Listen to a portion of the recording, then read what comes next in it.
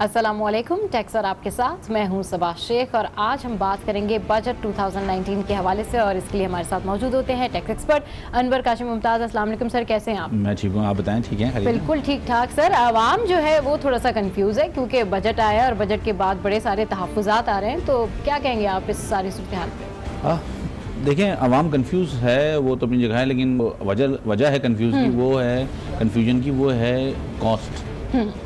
अब अगर हम देखें तो IMF ने पाकिस्तान के साथ एक अंडरस्टैंडिंग साइन कर ली है। उन्होंने कहा हम आपको लोन देंगे, 600 बिलियन का लोन दिया जाएगा उनको। अब जब हम देखते हैं तो कोई जिस वक्त इस दफ़ा की गवर्नमेंट ने 5,555 अरब का जो है वो टारगेट सेट किया है, टैक्स टारगेट, टैक्स रेवेन्यू से सही। और उन्होंने ज़ीरो रेटिंग को ख़त्म कर दिया और हर चीज़ पे अक्रॉस द बोर्ड 17% टैक्स लगा दिया है। सही।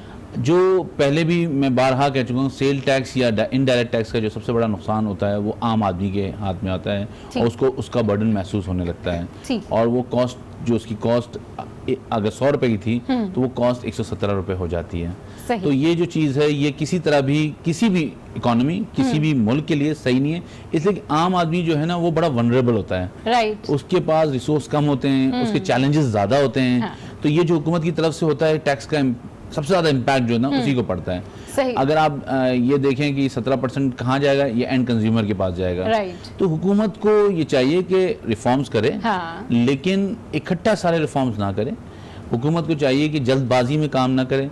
ये ना हो कि ये सारे रिफॉर्म जो है बेमायना बेमकसद हो जाएं और आम आदमी जो है वो परेशानी उसकी बढ़ती जाए।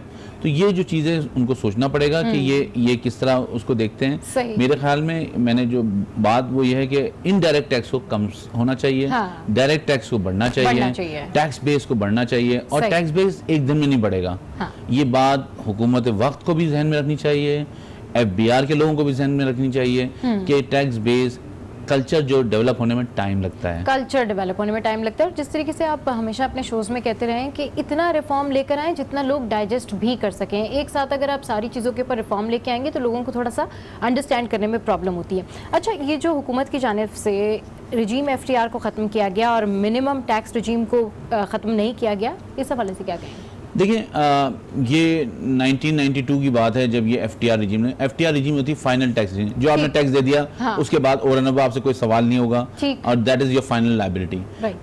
इस फेज में FBR ने 92-93 में इंटर हुए और उसके बाद से चलता आ रहा था।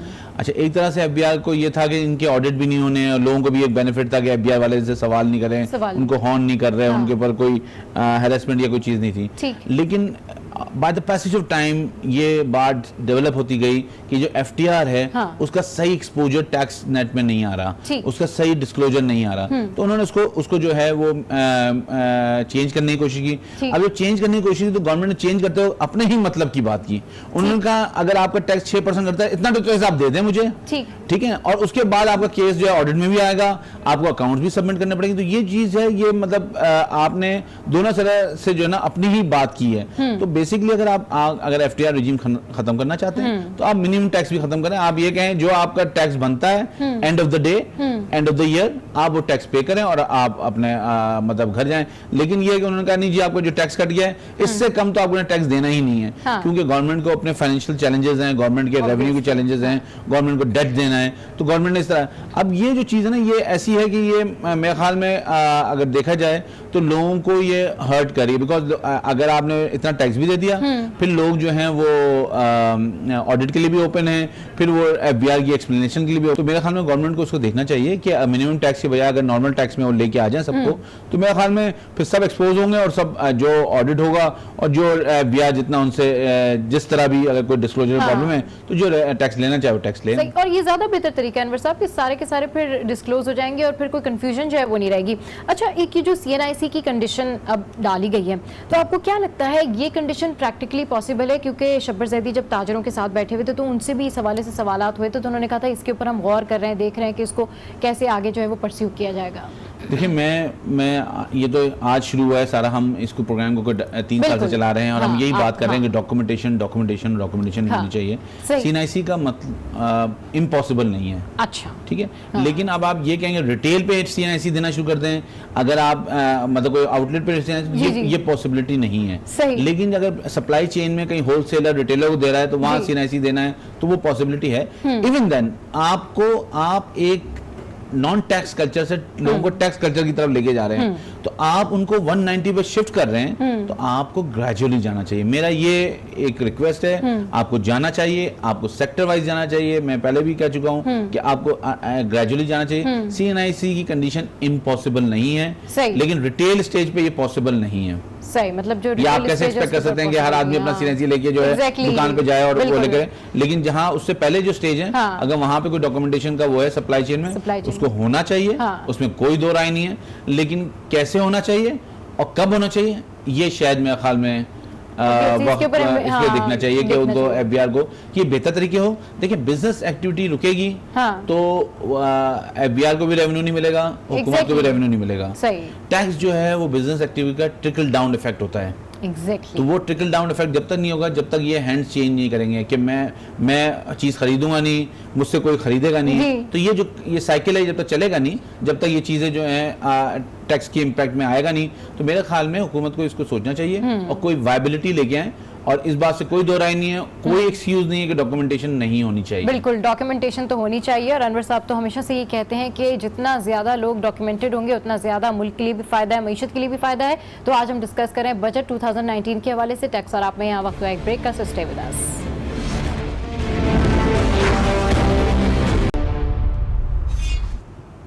Welcome back now. तो टैक्स और आप में आज हम बात कर रहे हैं बजट 2019 के हवाले से, और आपके सजेशंस, आपकी ट्वीट्स, आपके इनबॉक्स मैसेजेस और वो तमाम सवालात जो कि आप भेजते हैं जिनका जवाब आपको चाहिए होता है अनवर साहब से। अनवर साहब, तो हमारे पास लिंक्डइन पे हमें इमरान खुशल साहब हैं। इन्होंने कहा है कि sir, yesterday I went to the shop in Rawalpindi.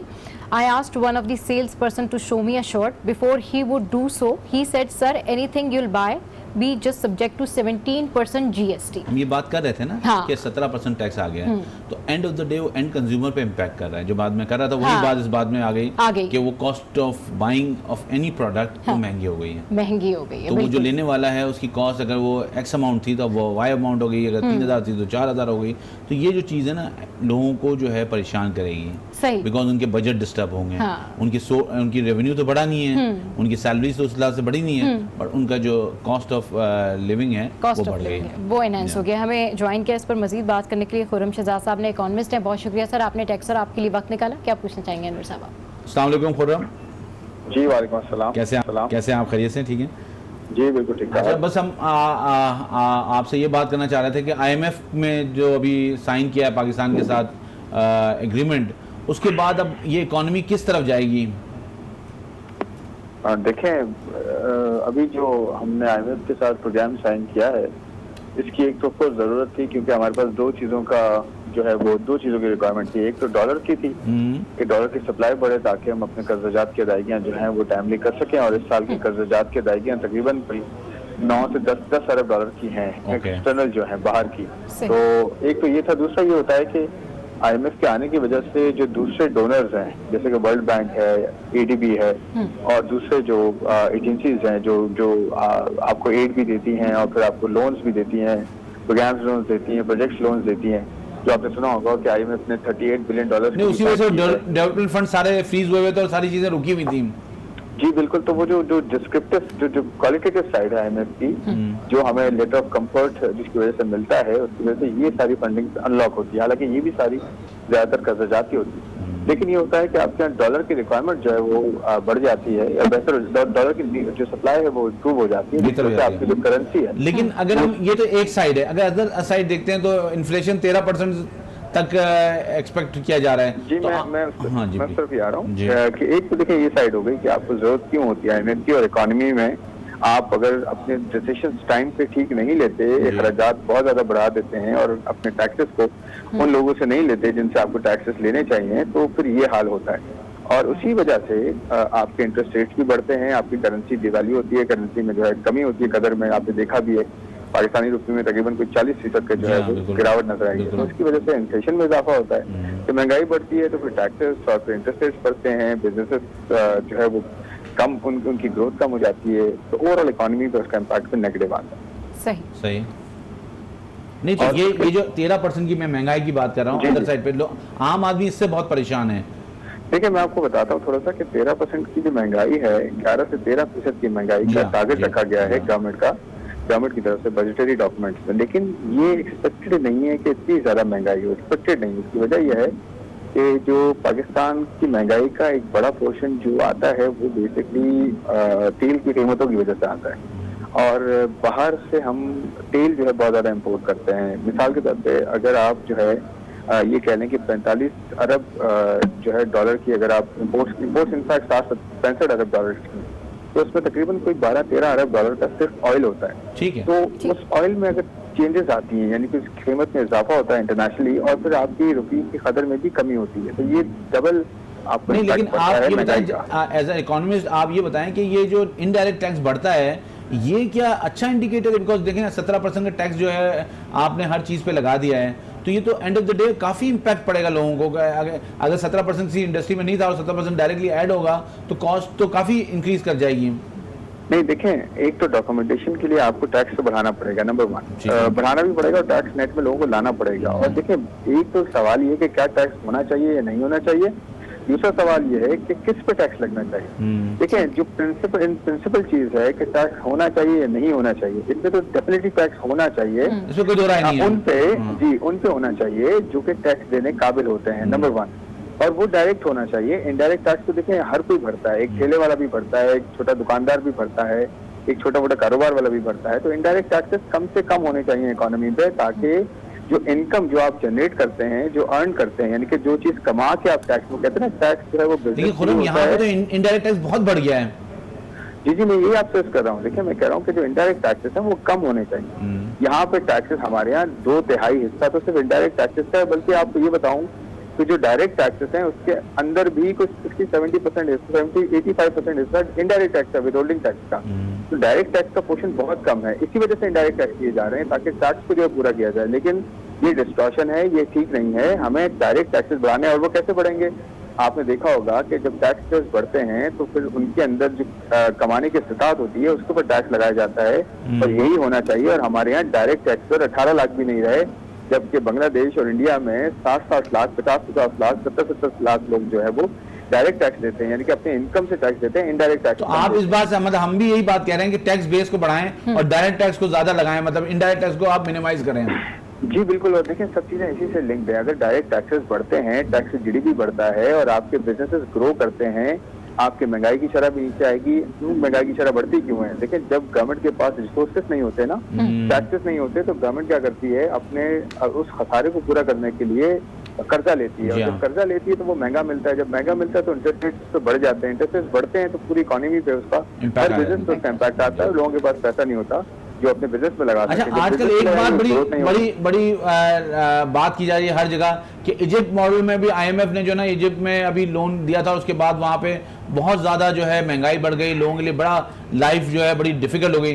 तो लोग ये मतलब बात कर रहे हैं कि पाकिस्तान में भी ऐसा होने वाला है। तो आप क्या समझते हैं? आपको नंबर्स देख के, आप एज ए इकोनॉमिस्ट, आपका काफी गहरी नजर है, आप क्या समझते हैं, क्या आप फोर्सी करते हैं नियर 2-3 महीने 4 महीने में? देखिए, हमारे यहाँ जो है ऑफकोर्स अगला 1 साल जो पूरा है ये काफी टफ है, ये कोई इतना आसान नहीं है। और जो इजिप्ट की आप बात कर रहे हैं ना, इजिप्ट में बेसिकली एक बहुत बड़ा इशू ये था कि इजिप्ट की इकोनॉमी में अनएम्प्लॉयमेंट जो है वो 26-27% थी। आईएमएफ के आने के बाद वो तकरीबन कोई डबल हो गई, यानी कि अनएम्प्लॉयमेंट बढ़ गई बहुत ज्यादा। हमारे यहाँ अनएम्प्लॉयमेंट का रेशो इतना ज्यादा, अल्लाह का शुक्र है, अभी भी नहीं है। लेकिन हमारे यहाँ महंगाई की शरह बढ़ने के खदशात जरूर हैं। लेकिन अच्छी बात यह है, जैसे मैंने कहा ना, कि ऑयल प्राइसेस अपनी जगह पर हैं और रुपये डॉलर की जो पैरिटी है, यानी कि करेंसी पैरिटी है, वो अभी स्टेबलाइज हुई है। और आगे आने वाले दिनों में कतरी पैसा आ रहा है, साथ साथ सऊदी अरब से ऑयल आ रहा है, बगैर पैसों के अभी वो आगे जाके हम पे करेंगे। इसकी वजह से आपके यहाँ महंगाई की शरह शायद बहुत ज्यादा ना बढ़े और अनएम्प्लॉयमेंट की शरह वैसी ना हो। लेकिन अच्छी बात यह है कि जब आईएमएफ आता है तो देखिए, दुनिया वो कहते हैं ना कि ये तो असूल है दुनिया का, और दुनिया ने ये अपने जो है इस तरह के प्रिंसिपल्स बनाए हैं कि ये बड़े डोनर्स हैं, ये आते हैं तो आपको हर कोई आके पैसा भी देता है, हर कोई आके आपको जो है वो ऑफर भी करता है। तो अच्छी बात ये होगी कि हम अपनी अपॉर्चुनिटीज को, टूरिज्म, पैसे अपने टर्म्स पे देते हैं। देखिए इन्वेस्टमेंट को डिस्काउंट पे तो देंगे ना, बिल्कुल। आप देखें, आपके पास पैसे नहीं है और आप बैंक के पास पैसे लेने जाते हैं तो आपकी टर्म्स पे देगा ना वो। आपको पैसे की जरूरत है, उसको थोड़ी जरूरत है। तो ये तो हम बात, ये तो बिल्कुल सही बात है कि अगर वो कहेंगे टैक्स बढ़ाए तो हमें बढ़ाना पड़ेगा, लेकिन हमें देखना ये है कि हमने टैक्स बढ़ाना कहाँ पर है, कैसे बढ़ाना है। तो एमएसपी के तो आपने देखा है डॉक्यूमेंटेशन हुई है, और अभी आपने देखा होगा डिपॉजिट बैंकिंग डिपॉजिट में पैसा 1 ट्रिलियन रुपीस का इजाफा हुआ है एक महीने में। 1 ट्रिलियन रुपीस, ये बहुत बड़ा जंप है। इसका मतलब ये कि आने वाले दिनों में आपके यहाँ 1 लाख से ज्यादा जो है टैक्स पेयर बढ़ गया है और टैक्सेस इंप्रूव होंगे। लेकिन देखिए एक सबसे इम्पोर्टेंट पॉइंट जो हम नहीं बात करते वो है इन्वेस्टमेंट। इन्वेस्टमेंट जितनी ज्यादा, देखिए 200 मिलियन की आबादी, 21 करोड़ की आबादी है आपकी, और $2 अरब इन्वेस्टमेंट नहीं है। इंडोनेशिया में इतनी आबादी है तकरीबन, आगे पीछे ही है, और वहाँ पे $30 अरब आते हैं। बिल्कुल। इन्वेस्टमेंट क्यों है? इन्वेस्टमेंट बेसिकली हुकूमत के कंडूसिव एनवायरनमेंट होने तो नहीं। देखिए दो चीजों में इन्वेस्टमेंट की अट्रैक्ट करने की जरूरत है, और उसकी स्ट्रेटेजी क्या होनी चाहिए। 2 चीजों में कितना जरूरत है?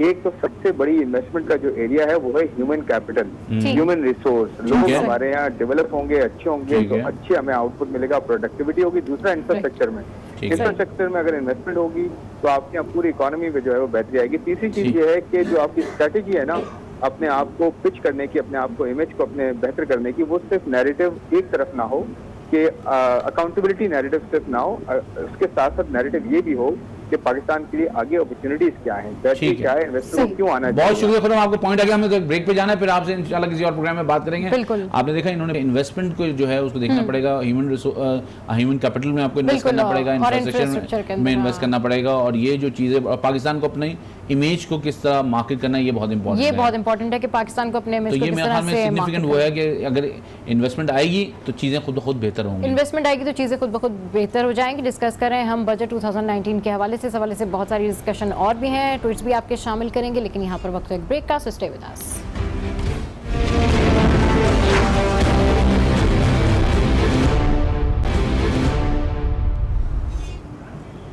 Welcome back now. तो टेक्सर आप में आज हम बात कर रहे हैं बजट 2019 के हवाले से, साथ साथ आपके ओपिनियंस और आपकी ट्वीट और आपके क्वेश्चंस भी शेयर कर रहे हैं। तो ये रेयान जैदी हैं और इन्होंने कहा है कि there are multiple opinions in favour of currently introduce budget 2019 as well as against it.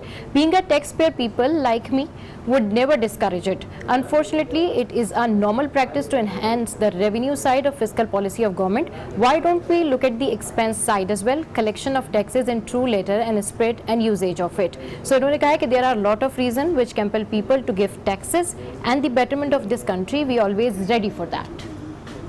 Basically देखिए जो टैक्स दे रहा है ना उसका ये परसेप्शन है कि जो टैक्सेस हैं वो पे हो रहे हैं और वो ज़रूरी भी हैं, ठीक है ना।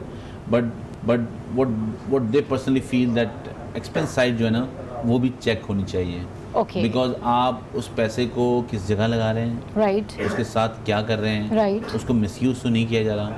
पाकिस्तान में एक टैक्स पेयर का एक बहुत बड़ा जो डिस्ट्रस्ट है वो ये भी है कि मुझे टैक्स देता हूँ, उससे किया जाता है, बिकॉज टैक्स जो है ना वो is the price you paid for the civilisation of the country, obviously. तो आप वो जो पे कर रहे हैं उसके अगेंस्ट आपको कुछ चाहिए, ठीक है ना। तो अब वो मिल नहीं रहा होता तो लोग ये टूटी हुई सड़कें देखते हैं, आपको लॉ एंड ऑर्डर का इशू मिलता है, आपके एजुकेशन के लिए आपको बाय आउट करनी पड़ती है, अच्छी एजुकेशन, आपको सेहत के लिए उसको बाय आउट करना पड़ता है। तो वो कहते हैं कि फिर टैक्स देने का क्या फ़ायदा, बिकॉज टैक्स इन रिटर्न आपको कोई चीज़ नहीं मिल रही। तो मेरे ख्याल में वो पाकिस्तान में ऐसे बहुत से लोग हैं, मैं भी इंटरेक्ट करता हूँ, जो टैक्स देना चाहते हैं और टैक्स देते भी हैं, ठीक है। लेकिन ये है कि बाय एंड लार्ज जो है ना लोग जो हैं वो टैक्स देने को अभी उनका कल्चर डेवलप नहीं हुआ, उनका माइंडसेट अभी चेंज नहीं हुआ, और ये gradually by the passage of time जाएगा। और जो है ये अगर होता जाएगा तो फिर ये अकॉर्डिंगली हो जाएगा। हैविंग सेड दैट, एक्सपेंस को हमेशा मॉनिटर होना पड़ेगा, उसको कंट्रोल होना पड़ेगा, उसको ट्रांसपेरेंट होना पड़ेगा, बिकॉज ये नहीं हो सकता कि टैक्स का पैसा जो है वो मिसयूज हो दौरों पे, वो मिसयूज हो आपकी पर्सनल उस पे, ये किसी तरह नहीं हो सकता, ये कहीं भी नहीं होता। तो ये चीज़ तो अकाउंट और ये टैक्स पेयर का राइट है कि वो पूछे कि मेरा पैसा कहाँ लगा। बिल्कुल, ये बहुत ज़बरदस्त आपने बात की कि टैक्स पेयर का ये राइट है कि वो पूछ सकता है कि मेरा पैसा जो एक्सपेंस आ रहे हैं वो कहाँ लगे हैं, और उसकी भी अकाउंटेबिलिटी होनी चाहिए। आप हमें कॉल्स भी कर सकते हैं और पूछ सकते हैं जो भी क्वेश्चन है टैक्स से रिलेटेड। अच्छा अनवर साहब, जिस तरीके से अब ये सेक्शन 161 है, इसमें अब अमेंडमेंट लाई गई है, तो इसमें जो डिस्क्रिशनरी पावर्स हैं उनको मजीद इन्हांस नहीं किया गया। देखिए ये 161 जो है वो सेक्शन है इनकम टैक्स ऑर्डिनेंस का, वो कहता है कि जहाँ पे टैक्स काटने की कंपनीज को एक लॉ कहता है कि आपने टैक्स काटना है while making the payments. Right. जब अपने एक्सपेंसेस की पेमेंट करते हैं हाँ। तो टैक्स काटते हैं, ठीक। तो उसके ऊपर वो अपना एक स्टेटमेंट जमा कराते हैं जिस पे इनकम टैक्स डिपार्टमेंट देखता है उनको और उनको मॉनिटर करता है कि भाई आपने टैक्स सही काटा है या नहीं काटा। अब उन्होंने कहा कि अगर एक ऑफिसर ने ऑर्डर कर दिया तो दूसरा ऑफिसर उसको दोबारा रिविजिट कर सकता है। तो ये जो चीज़ है ना, ये हमेशा जो है ये जैसे कहना चाहिए डिस्क्रिशनरी पावर, बिकॉज आप कोई आदमी आपकी व्यू से एग्री कर लिया, उसने क्लोज कर दिया, तो हमेशा आपकी तलवार लटकी रहेगी कि दूसरा ऑफिसर को कभी भी खोल सकता है। Right. तो मेरे ख्याल में इस तरह की चीज़ नहीं होनी चाहिए। हाँ। अगर आप किसी ऑफिसर पहले या तो आप अपने ऑफिसर्स को अकाउंट फॉर कर लें, जो भी करना है आपको, अगर उसने ऑर्डर कर दिया है तो उसको रिविजिट नहीं होना चाहिए। इससे मेरे ख्याल में हैरेसमेंट भी बढ़ेगा। हाँ। और लोगों को एंड ऑफ द डे लोगों को डिससेटिस्फेक्शन होगा। और जो बात ये चेयरमैन एफबीआर ने भी टाइम एंड अगेन की, जी मैं वो जो ट्रस्ट है उस डेफिसिट को कम करने आया हूँ, तो इस तरह से कम होगा नहीं, वो इस तरह से वो कम होगा नहीं। अच्छा, अगर थोड़ी सी ऑडिट की बात करें तो हर साल 3 कंडीशंस को खत्म किया गया है, तो आपको क्या लगता है कि इससे डिस्क्रिशनरी पावर्स में मजीद इजाफा नहीं किया गया? देखिए ऑडिट पहले ये था कि 3 साल में एक दफ़ा ऑडिट, ये पिछले 2 साल पहले आया था। अब वो उन्होंने जो है उन्होंने कहा है कि अब हर साल का ऑडिट हो सकता है, वो कंडीशन उन्होंने हटा दी है। उन्होंने हटा दी। वो मेरे ख्याल में कंडीशन को आपको मेरे ख्याल में रखना चाहिए कि एक आदमी को ये पता हो कि मेरा अगर ऑडिट हो गया तो मैं 2-3 साल तक जो है मैं एक पीस में मैं काम कर सकता हूँ। और ये दुनिया भर में है, ये प्रैक्टिस दुनिया भर में है। अगर आप इसको अडॉप्ट करेंगे तो मेरे ख्याल में टैक्स पेयर का कॉन्फिडेंस बढ़ेगा। और अगर ये हर साल ऑडिट होगा तो लोगों के लिए ये फिर तकलीफ का बायस फिर हर साल ऑडिट कंप्लायंस बढ़ेंगे। फिर वो लोगों के लिए अपना बिजनेस करें या टैक्स कंप्लायंसेस करें। टैक्स कंप्लायंसेस करें। हमें कॉलर ने ज्वाइन किया है। अस्सलाम वालेकुम, कौन बात करें, कहाँ से? मेरा नाम शहजाद है। मैं एक बात पूछना चाह रहा हूँ आपके टैक्स कंसल्टेंट साहब जी जी, कि फॉर एग्जांपल अगर मेरे एक फादर हैं, वो रिटायर्ड थे गवर्नमेंट ऑफिस से, और वो उन्होंने ही इज नाउ माशाल्लाह 81 इयर्स ओल्ड। अब उस वक्त जब वो फाइलर थे उस वक्त, अब वो उसके बाद उन्होंने फाइल करना बंद कर दिया। अब फॉर एग्जांपल अगर हम दोबारा फाइलर बनना चाहते हैं तो उसके लिए अगर हम आज रिटर्न फाइल करते हैं फॉर एग्जांपल, तो क्या हमें एफबीआर जो है वो पिछले नोटिस इशू करना शुरू कर देगा? ठीक, बिल्कुल आपका जो सवाल है उसका जवाब बिल्कुल आप बेसिकली देखें, अगर आप टैक्स फाइलर थे और टैक्स फाइलर आप रहे होंगे तो आपने अपने रिटर्न्स फाइल किए होंगे, अपने एसेट डिक्लेरेशन फाइल किया होगा। अगर वो आपके पास कॉपी है और आपने डिस्क्लोजर प्रॉपर किया हुआ है, और इन बिटवीन जो आपके जिन सालों में आप नॉन फाइलर रहे हैं उसमें जो आपके एसेट जनरेट हुए हैं और वो इनकम जो है आपकी टैक्सेबल नहीं थी, तो आपको तो कोई चीज़ कुछ नहीं कहा जाएगा। लेकिन अगर वो इनकम टैक्सेबल थी तो उस पर टैक्स 6 साल तक एफबीआर पीछे जा सकता है, आपसे मांग सकता है कि वो इनकम टैक्सेबल थी तो उससे मांगा जा सकता है। 6 साल जब मैं कह रहा हूँ तो ये साल और पिछले 5 साल के बारे में एफबीआर पूछ सकती है। लेकिन अगर आपकी इनकम, जैसे आपके वालिद साहब कहने रिटायर्ड थे और पेंशन थी उनकी और 4-5 साल उनकी सिर्फ पेंशन थी, तो वो फिर वो इनकम टैक्सेबल नहीं है। और आज अगर उनकी कोई नई सोर्स डेवलप हो रही है, कोई प्रॉपर्टी रेंट आउट की जा रही है, कोई उन्होंने इन्वेस्टमेंट की हुई है, उससे रिटर्न आ रहा है, तो उनको रिटर्न फाइल कर रहे हैं, तो वो जो उन्होंने लास्ट डिस्क्लोजर दिया हुआ था उससे इसको दोबारा रिकनेक्ट करके आप जो है रिटर्न फाइल कर सकते हैं। बिल्कुल, और आई होप कि उनको जो इनका क्वेश्चन है उसका आंसर मिल गया होगा। अच्छा, अगर हम बात करें 17(5)(a) सेक्शन के हवाले से, तो इसमें जो पार्ट्स दी गई हैं, आपको क्या लगता है कि क्या इससे हरेसमेंट डिस्क्रिशनरी पार्ट्स नहीं बढ़ रहे हैं? देखिए ये मेरे ख्याल में हुकूमत को इस बात का और एहसास हुआ, इन्होंने अभी जो फाइनेंस एक्ट लेके आए हैं इसमें इन्होंने उसको ख़त्म कर दिया है। ठीक है ना, तो ये बजट में तो लेके आए थे लेकिन इन्होंने अभी उसको ख़त्म किया है। तो मेरे ख्याल में ये अच्छा इकदाम है, इसलिए कि ये अनसर्टेनिटी क्रिएट करता है लोगों को। आपको पता है कि ये कि उनके घर पे जाना है या उनके ऑफिस पे जाना, उससे जो है वो लोग जो है हैरेस होते हैं। तो मेरे ख्याल में ये ख़त्म करके अच्छा इकदाम किया हुकूमत ने। ठीक है। अच्छा, अगर हम कुछ बात करते हैं बिजनेस लाइसेंसेस के हवाले से, जिसके हवाले से काफ़ी ज़्यादा बातचीत भी की गई है, तो बिजनेस लाइसेंस की अब जो कंडीशन रखी गई है, तो एनटीएन के होते हुए इसकी क्या ज़रूरत है, इसका मैं आपसे जवाब लेती हूँ। लेकिन कॉलर ने हमें ज्वाइन किया है। अस्सलाम वालेकुम, कौन बात करे, कहाँ से? अस्सलाम वालेकुम जी, मैं इमरान बलोच बात कर रहा हूँ नवाबशाह से। जी जी, क्या पूछना चाहेंगे सर? छोटा सा सवाल है, आप दोनों हजरात बैठे हुए हैं जी, उनसे कि ये जो अभी फिगर्स चल रहे होते हैं मीडिया पे कि मुल्क पे जो है ये 30,000 अरब रुपए का कर्जा बना है 70 सालों में जी। ये 70 सालों में जो कर्ज बना है ये अवाम के लिए तो नहीं बनाया है, ये तो उन हुक्मरानों ने बनाया है जो आज कोर्ट कचहरियों के पीछे भाग रहे हैं। उसका जो हमारी गवर्नमेंट है उसने उनसे कितने पैसे हासिल किए हैं इस मौजूदा गवर्नमेंट ने, और अवाम से फिर अवाम पे इतना बोझ जो डाला गया है जी, उसकी क्या वजह है? हम तो पहले 70 साल पहले पिसते हुए आ रहे थे, अब हम दोबारा पिसने के लिए फिर तैयार हो गए। हमारे पेट तो पहले ही खाली थे, मजीद हम पर जो बोझ डाला गया है उससे तो अब हमारे घर भी खाली हो गए हैं। अब चल- आप बताएं कि हम इसका क्या हल करें और हमको क्या तहफ़्फ़ुज़ मिलेगा कि हम ये टैक्स भी अदा करें, उसके बाद हम तहफ़्फ़ुज़ में होंगे। बिल्कुल, आपका जो सवाल है वो आ गया है और देखिए आपका point आ बड़ा गया। रेलेवेंट जी। सवाल है और ये बात बिल्कुल सही है। पाकिस्तानी अवाम पहले भी गरीब थी, आज भी गरीब है। उनके लिए ज़िंदगी उतनी ही तकलीफ़देह है जिन लोगों की ये बात कर रहे हैं, उनके लिए मसाइल उतने ही ज़्यादा हैं। लेकिन बात यह है कि ये बात हकीकत भी हमें तस्लीम करनी चाहिए कि हम लोगों ने सही टैक्स नहीं दिया। नहीं दिया। देखें, ये हकीकत हम तस्लीम नहीं करेंगे तो मसाइल हल नहीं होंगे। हमें ब्लेम गेम से निकलना पड़ेगा। हमें हुक्मरानों को ब्लेम करने से बेहतर पहले हमें अपने आप को देखना पड़ेगा कि हमने सही टैक्स दिया या नहीं दिया, और जिसका जवाब मेरे अपने तजुर्बे के मुताबिक नहीं में मिलता है। और ये टैक्स नहीं देने की वजह से लोन लिए गए हैं और लोन लेके उन्होंने शायद अजायशी भी की होगी, शायद मिसयूज़ भी किया होगा, लेकिन उनको ज़रूरत ये लोन लेके उन्होंने ये जो मुल्क के अखराजात हैं उनको मीट किया। अगर टैक्स सही दिया जा रहा होता तो लोन की ज़रूरत नहीं होती और पाकिस्तान इतने ज़्यादा मसाइल में नहीं होता। लेकिन अब इस बात के बावजूद भी ये हुकूमत की जिम्मेदारी है कि लोगों की फलाह को देखें, लोगों के मसाइल को देखें और उसके साथ वो कोई ऐसी स्ट्रेटजी लाएं जिसमें लोगों के लिए भी सूरत हाल बेहतर हो और गवर्नमेंट और हुकूमत और पाकिस्तान जो है वो आगे भी बढ़ सके, ताकि ये टैक्स का निज़ाम अब अगर सही नहीं हुआ तो फिर पाकिस्तान के लिए और मसाइल बढ़ जाएंगे। बिल्कुल, और जितनी भी कॉम्प्लिकेशंस है वो मज़ीद भी इन्हेंस होती रहेंगी। तो अनवर साहब, जितने भी लोग टैक्स नेट के अंदर आ रहे हैं उनके जहनों में बड़े सारे सवाल आते हैं कि अगर हम टैक्स पे करते हैं तो उसका फिर हमें रिवॉर्ड क्या है और मज़ीद डेवलपमेंट होगी या नहीं होगी। एक और कॉलर ने हमें ज्वाइन किया है। अस्सलाम वालेकुम, कौन बात करें, कहाँ से? मैं ख्वाजा आसिफ महमूद बात कर रहा हूँ। ख्वाजा आसिफ ट्रेडिंग मेरी एक्सपोर्ट की कंपनी है। जी जी, क्या पूछना तो चाहेंगे? हमारा जो है ये माल एक्सपोर्ट होता है। मेरा सवाल ये आपसे जी कि हम जो हमारी जितनी पेमेंटें आती हैं जी। 1.25 से जो है वो गवर्नमेंट हमसे जो है वो तमाम सेल इनकम टैक्स काट के जो है वो हमें हमारे पैसे देती है। जी ठीक है, अब हमारे पे पहले ये परचेजिंग टैक्स जो है वो 1% था जी। और आज उसको गवर्नमेंट ने उठा के 5% पे कर दिया है। तो हम एक्सपोर्टर कहाँ से ये काम कर सकेंगे? हम जी। एक्सपोर्टर को कहाँ से ये सारी चीजें जो है ना वो मैनेज करते हैं?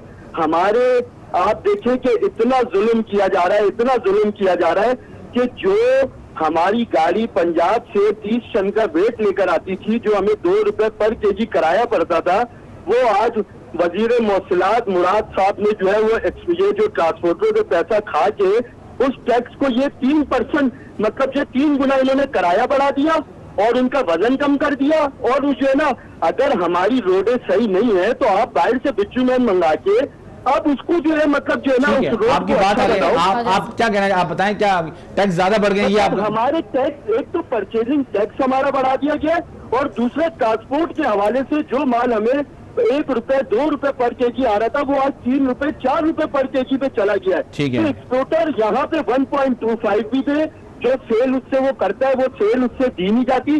देखिए, आप भी इस चीज को समझते हैं, माशाल्लाह आपका प्रोग्राम बहुत अच्छा है, मैं सुनता हूँ, बड़े आप अच्छे व्यू पे बात करते हैं। जो एक बंदा पढ़ा लिखा भी नहीं है वो भी इस चीज को समझता है। जब 1.25 आपकी नॉलेज में ये बात होगी जी हाँ। कि सेल टैक्स दे के हमें वो काटा जाता है, जी। तो हम तो अपना सेल बाहर के मुल्क में कर रहे हैं, हमें तो उसके में कोई डिबेट वापस नहीं दी जाती। जी। लेकिन हमें कम से कम इसके अंदर इनको ये करना चाहिए कि यार परचेजिंग टैक्स जो आपका 1% पे था जी। आप उसको करें। ठीक है, आपकी चलें बात जी। सही है। और देखें, और 2 रुपए पर केजी हमारा किराया इजाफा हो गया, ठीक है। सिर्फ रोड मजबूत ना होने की वजह से। बिल्कुल ठीक है, आपकी पॉइंट आ गया। मेरे ख्याल में आपका जो कंसर्न है वो ये है कि आप एज ए एक्सपोर्टर आप काम कर रहे हैं, आप मुल्क में एक्सचेकर लेके आ रहे हैं और आप पे टैक्स ज़्यादा लगाया जा रहा है। मेरे ख्याल में ये बात आपकी बिल्कुल सही है कि आपको देखना चाहिए कि आपके लिए क्या टैक्स वाइबल है। टैक्स ना का तो सवाल नहीं पैदा होता, लेकिन टैक्स वाइबल क्या है वो देखना चाहिए हुकूमत को, और उसके हिसाब से आपका जो भी टैक्स है उसके हिसाब से उसको इम्प्लीमेंट करना चाहिए। लेकिन एक्सपोर्टर्स जो हैं उनको अपना काम छोड़ना नहीं चाहिए। इसी के एक्सपोर्टर्स पाकिस्तान में पाकिस्तान के आगे बढ़ाने में, पाकिस्तान के रेवेन्यू के लिए एक कलीदी किरदार आप लोग। बिल्कुल। ठीक है, परेशानी है, मेरे ख्याल में इस परेशानी का हल भी निकलेगा और आप जो हैं अपनी एफर्ट और अपना जो भी बिजनेस है उसको इंटैक्ट रखें। बिल्कुल, बिजनेस को इंटैक्ट रखना बड़ा ज़रूरी है। अच्छा, क्योंकि सवालात बहुत सारे हैं और शो का टाइम जो है वो बहुत कम है, ट्वीट्स भी हैं और क्वेश्चंस भी हैं, तो बिजनेस लाइसेंस के हवाले से मैंने आपसे क्वेश्चन किया था। देखिए, बिजनेस लाइसेंस हुकूमत इस दफ़ा एक प्रपोजल दिया है उन्होंने, business licence basically NTN number जो है, और वो उसके बाद जब सीएनआईसी नंबर बन जाएगा तो फिर उसके बाद उसकी ज़रूरत रह नहीं जाती है। एनटीएन भी अगर आपका वहाँ पे लगा हुआ है तो एक बिजनेस लाइसेंस होगा, उसकी अलग फीस होगी, तो वो इसका एक इशू भी होगा। तो मेरे ख्याल में अगर एनटीएन आ जाता है और एनटीएन लोग अपना डिस्प्ले कर देते हैं तो दैट सफाइज द रिक्वायरमेंट के जी वो रजिस्टर्ड हैं गवर्नमेंट से, whether they are through business licence. अब अगर बिजनेस लाइसेंस का कॉन्सेप्ट वो लेके आ रहे हैं रिटेलर्स के लिए कि रिटेलर्स को कोई फिक्स टैक्स में लेके आ रहे हैं, तो मेरे ख्याल में वो अगर आएगा फ्रीक्वेंटली पता चलेगा सब्सिक्वेंटली कि भाई क्या लेके क्या आ रहे हैं, प्लान क्या है, फिर उस पर हम कमेंट कर सकते हैं। फिर उस पर कमेंट कर सकते हैं। बिल्कुल एंड अप होने लगा है शो का टाइम अनवर साहब, तो आप सम अप कर दीजिए। देखिए, मेरे ख्याल में तो मैं हमेशा ये कोशिश करता हूँ कि कोई ऐसी बात करूं कि जो लोगों को दिल में उतर जाए, ताकि टैक्स की ऐसी बात है, ये एक हम पूरी एक जनरेशन की माइंडसेट को चेंज करने की बात है। तो हमें ये सीखना चाहिए कि कोई हुकूमत आए या कोई हुकूमत जाए, दिया जलाए रखना है, इस मुल्क की खातिर हमें अपना ड्यू टैक्स देते रहना है। अब उसमें कभी आपको तकलीफ भी होगी, कभी आपको आसानी भी होगी। 14 अगस्त आने वाला है, इस मुल्क से एक दफ़ा फिर आप अहद करें कि इस मुल्क के लिए आपने अपना जो ड्यू टैक्स है, अपना जो भी आप बनता है वो दें। इसके लिए ज़रूरी नहीं कि एफबीआर आपके पास आए, इसके लिए ज़रूरी नहीं है कि हुकूमत आपके पास आए, इसलिए आपको अपना ड्यू टैक्स दें ताकि पाकिस्तान आगे बढ़े, ताकि आपकी जनरेशन जो फ्यूचर जनरेशन है उसकी मुस्तकबिल जो है रोशन हो सके। बिल्कुल, और बहुत ज़बरदस्त आपने बात की है कि कोई भी कंडीशन हो लेकिन अपना ड्यू टैक्स जो है वो हमें देते रहना है। तो आज का शो आपको कैसा लगा ये बता सकते हैं आप हमारी सोशल साइट पर, ऐसे ही फॉलो करते रहिए टैक्स और आप।